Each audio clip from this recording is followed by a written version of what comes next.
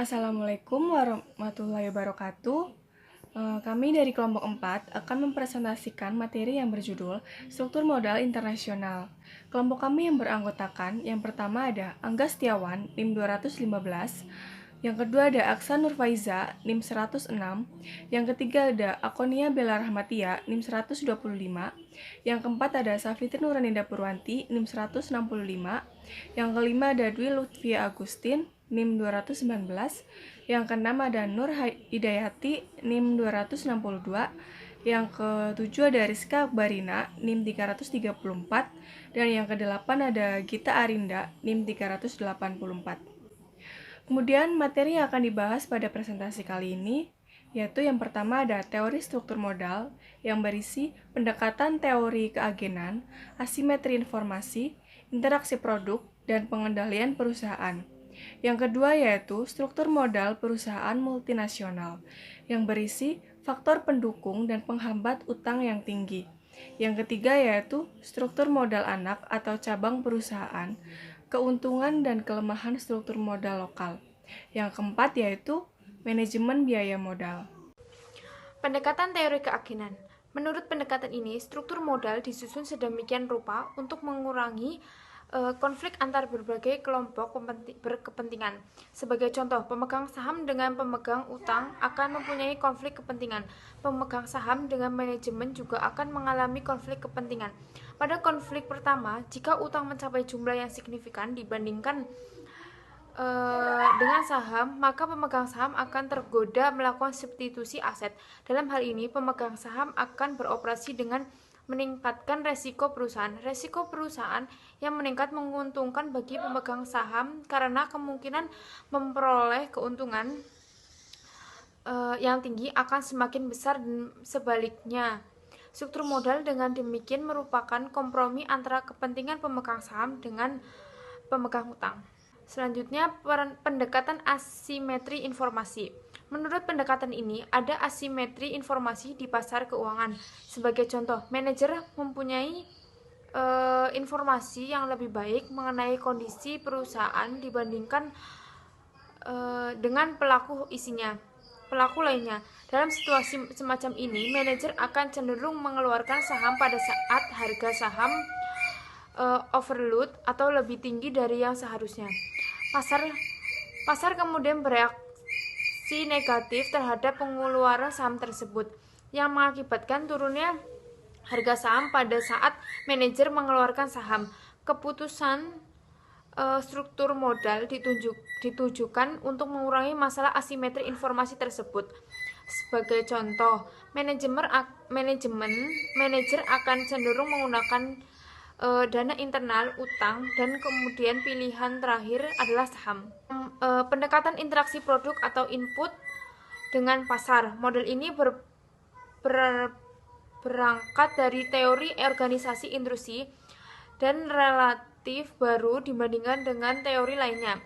Ada dua kategori dalam pendekatan ini. Yang pertama, menjelaskan hubungan antara struktur modal perusahaan dengan strategi. Salah satu contohnya yaitu pendekatan pertama adalah kesimpulan bahwa kapasitas utang akan berhubungan positif dengan elastisitas permintaan dan negatif dengan discount rate. Oligopoli cenderung mempunyai utang yang lebih banyak dibandingkan dengan monopoli atau industri dengan persaingan sempurna. Yang kedua, menjelaskan hubungan antara struktur modal dengan karakteristik produk atau input. Untuk contoh pendekatan kedua, perusahaan yang memproduksi barang yang unik atau membutuhkan reputasi khusus untuk memproduksi barang tersebut diperkirakan mempunyai utang yang lebih kecil dari faktor lain dianggap konstan. Perusahaan dengan sertifikat kinerja yang kuat atau perusahaan dengan keterampilan karyawan yang mudah ditransfer akan mempunyai utang yang lebih tinggi. Itu kontes atas pengendalian perusahaan. Pendekatan ini semakin memperoleh perhatian dengan semakin berkembangnya kegiatan pengambil alihan dan penggabungan bisnis serta restrukturisasi pada tahun 1890-an di Amerika Serikat. Beberapa penemuan Pendekatan ini adalah perusahaan yang menjadi target dalam pengambil alihan akan meningkatkan tingkat utangnya dan mengakibatkan kenaikan harga saham. Tingkat utang berhubungan negatif dengan kemungkinan sukses tender offer atau penawaran terbuka pada proses pengambil alihan usaha. Premi yang dibayarkan ke pemegang saham perusahaan target atau selisih antara harga yang dibayarkan dengan harga pasar saham akan semakin besar jika perusahaan target mempunyai tingkat utang yang lebih tinggi. Perusahaan target mempunyai biaya yang tinggi untuk diambil alih, akan mempunyai tingkat utang yang rendah, dan akan memperoleh premi yang lebih besar jika pengambil alihan terjadi. Perusahaan yang mempunyai potensi tinggi untuk mengambil alih akan mempunyai tingkat utang yang tinggi. Yang selanjutnya yaitu faktor pendukung utang yang tinggi. Yang pertama yaitu ada ketersediaan modal, yang kedua yaitu ada ukuran, yang ketiga ada pengurangan risiko melalui diversifikasi, yang keempat ada asimetri pajak. Ketersediaan modal, perusahaan multinasional mempunyai akses yang lebih besar ke pasar keuangan dunia. Dengan akses yang lebih besar tersebut, perusahaan memperoleh kesempatan mendapatkan dana yang lebih murah. Dengan dana yang lebih murah tersebut, biaya modal akan lebih rendah dan nilai perusahaan akan meningkat. Di samping itu, biaya modal perusahaan multinasional tidak akan naik secepat biaya modal perusahaan domestik. Biaya modal akan lebih mendatar dibanding dengan biaya modal perusahaan domestik. Dengan biaya modal yang lebih kecil, perusahaan multinasional akan memanfaatkan investasi yang lebih banyak dan dengan demikian bisa meningkatkan nilai perusahaan. 2. Pengurangan risiko melalui diversifikasi. Melalui diversifikasi operasi yang mencakup beberapa negara, perusahaan multinasional bisa menurunkan fluktuasi aliran kasnya. Fluktuasi yang rendah tersebut berarti aliran kas yang stabil, dan investor lebih menyukai aliran kas yang stabil. Perusahaan domestik mempunyai operasi yang lebih berfokus pada pasar domestik. Dalam situasi semacam itu, kondisi ekonomi negara tersebut akan berpengaruh besar terhadap aliran kas perusahaan domestik. Aliran kas perusahaan domestik mempunyai risiko sistematis yang lebih tinggi.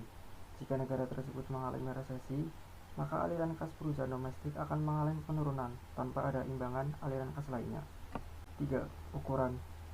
Perusahaan multinasional cenderung mempunyai ukuran yang lebih besar dibandingkan domestik. Ukuran itu sendiri tanpa melihat internasionalisasi operasi perusahaan merupakan keuntungan komparatif perusahaan multinasional. Skala ekonomi yang memungkinkan operasi lebih efisien bisa diperoleh oleh perusahaan multinasional dengan lebih mudah. Keempat, asimetri pajak. Perusahaan multinasional bisa memanfaatkan kebijakan pajak yang tidak seragam di negara tempat perusahaan beroperasi. Perusahaan domestik tidak bisa memanfaatkan perbedaan pajak karena operasi perusahaan tersebut hanya terfokus pada pasar domestik. Faktor penghambat utang yang tinggi. Yang pertama, risiko perubahan kurs. Yang kedua, risiko politik. Dan yang ketiga adalah kompleksitas operasi. Risiko perubahan kurs. Perubahan multinasional karena beroperasi menggunakan beberapa mata uang yang berbeda menghadapi risiko perubahan kurs. Kurs yang tidak stabil tersebut membuat fluktuasi aliran kas menjadi lebih besar. Karena fluktuasi yang lebih besar, risiko aliran kas menjadi lebih tinggi. Tingkat keuntungan yang diisyaratkan atau biaya modal akan meningkat. Perubahan kurs sejauh bisa diprediksi tidak selalu menjadi sumber risiko perusahaan. Perusahaan kurs yang tidak bisa diantisipasi yang menjadi sumber risiko. Meskipun demikian, secara umum aliran kas yang mempunyai risiko perubahan kurs dipandang lebih berisiko dan karena itu mempunyai modal yang lebih tinggi. 2. Risiko politik. Perusahaan yang mempunyai cabang di luar negeri akan menghadapi risiko politik di negara yang ditempati. Semakin besar aset yang ditanamkan oleh perusahaan multinasional di negara tersebut, semakin besar exposure yang dihadapi perusahaan tersebut. Berbeda dengan perusahaan domestik, situasi yang dihadapi relatif lebih dikenal dengan baik. Karena itu, biaya modal perusahaan domestik tidak akan naik untuk mencerminkan risiko politik. 3. Kompleksitas operasi. Perusahaan multinasional mempunyai operasi yang kompleks. Kompleksitas operasi tersebut cenderung meningkatkan biaya dan juga meningkatkan biaya modal. Perusahaan domestik mempunyai tingkat kompleksitas yang lebih rendah dibandingkan perusahaan multinasional. Biaya modal perusahaan multinasional dalam kaitannya dengan kompleksitas operasi akan cenderung lebih tinggi dibandingkan biaya modal perusahaan domestik. Struktur modal anak atau cabang perusahaan. Kebijakan struktur modal anak atau cabang perusahaan ditujukan untuk mencapai kebijakan perusahaan multinasional secara keseluruhan tersebut. Kebijakan tersebut dibuat dalam kaitannya dengan cabang lainnya. Dengan demikian, cabang atau anak perusahaan tidak akan bebas menentukan kebijakan struktur modalnya.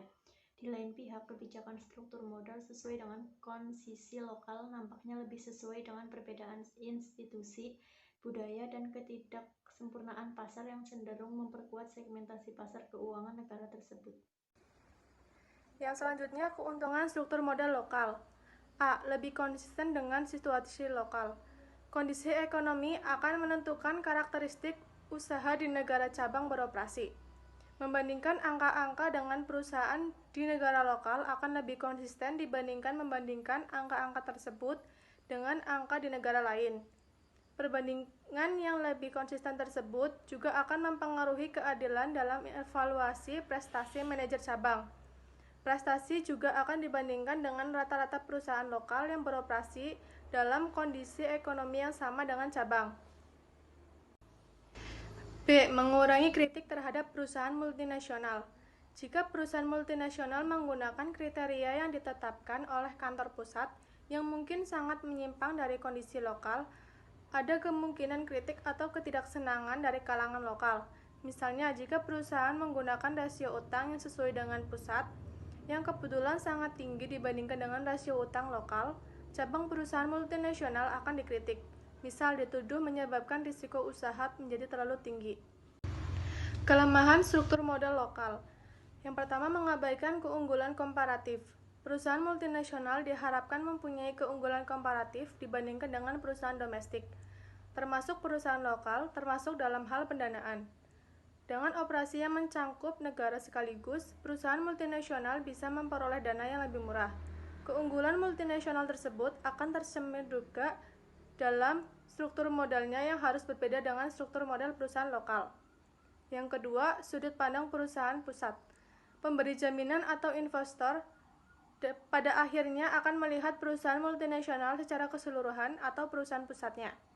Seringkali cabang atau anak perusahaan akan dijamin oleh dari kemungkinan bangkrut kantor pusat, baik secara eksplisit maupun implisit.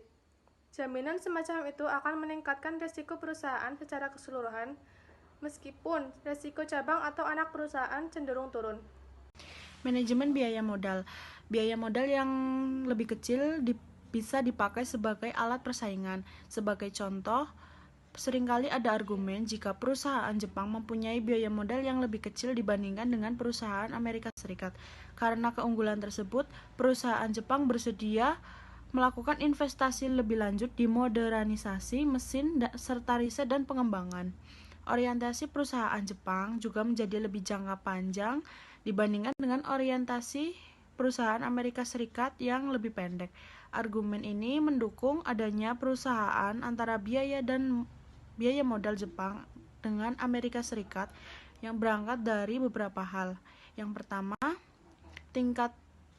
tingginya tingkat bunga Amerika Serikat dibandingkan tingkat bunga Jepang. Yang kedua, tingginya tingkat utang atau leverage perusahaan Jepang dibandingkan dengan perusahaan Amerika Serikat. Yang ketiga, tingginya price earning ratio saham Jepang dibandingkan dengan saham Amerika Serikat. Review jurnal dengan judul Struktur Modal Perusahaan Multinasional dan Perusahaan Domestik pada Indeks LQ45 oleh Handayani Anita. Jurnal Manajemen volume 3 nomor 1 dengan latar belakang perusahaan multinasional merupakan perusahaan yang melakukan kegiatan bisnis secara internasional di banyak negara dan memiliki anak perusahaan yang terdapat di lebih dari satu negara. Perusahaan domestik adalah perusahaan yang melakukan kegiatan bisnis hanya pada satu negara saja. Pendanaan pada perusahaan multinasional berbeda dengan perusahaan domestik. Perusahaan multinasional dibandingkan perusahaan domestik memiliki keunggulan dalam hal pendanaan karena perusahaan multinasional memiliki peluang yang lebih banyak dan untuk memperoleh sumber dana yang berasal dari negara di mana tempat perusahaan itu rada sehingga hal ini berdampak pada perbedaan struktur modal perusahaan multinasional dan domestik. Keputusan pendanaan perusahaan dilihat dari struktur modal. Struktur modal dapat pada penentuan proporsi utang, jangka panjang, dan modal sendiri yang akan digunakan perusahaan. Selanjutnya, metodologi. Jenis penelitian yang digunakan dalam penelitian ini adalah jenis penelitian kuantitatif.